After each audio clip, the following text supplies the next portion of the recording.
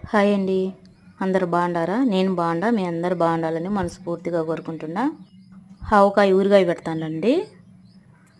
ఇప్పుడు ఈ 2 కాయలు తీసుకున్నా, ఊరగాయ కాయలే వచ్చేసి 3 కిలోలు దాకా నీళ్ళలో వేసుకొని నీట్గా కడుక్కొని గుడ్డ తీసుకొని బాగా తుడిచే అంతా.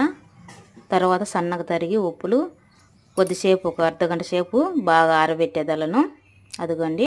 తర్వాత అన్నీ రెడీ చేసుకున్నా.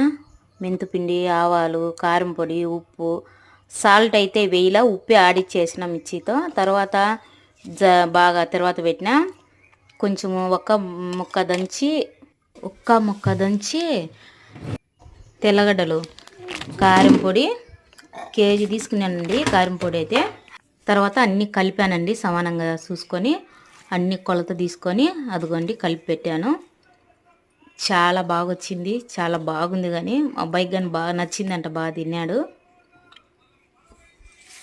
అటు చూస్తా అంటే నోరు ఊరిపోతుంది కదా.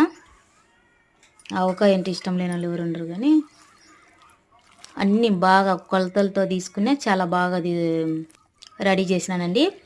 తర్వాత వచ్చేసి తర్వాత పెట్టిన అది కానీ వేసేసా, ఆయిల్ అన్నీ వేసి కలిపాను. చాలా బాగా వచ్చింది. తెల్లగడ్డలు ఒక్క ముక్క దంచుకుంటే కొంచెం బాగా వాసన వచ్చేదానికి బాగుంటుందని తెల్లగడ్డ కొంచెం ఒక్క ముక్క దంచా.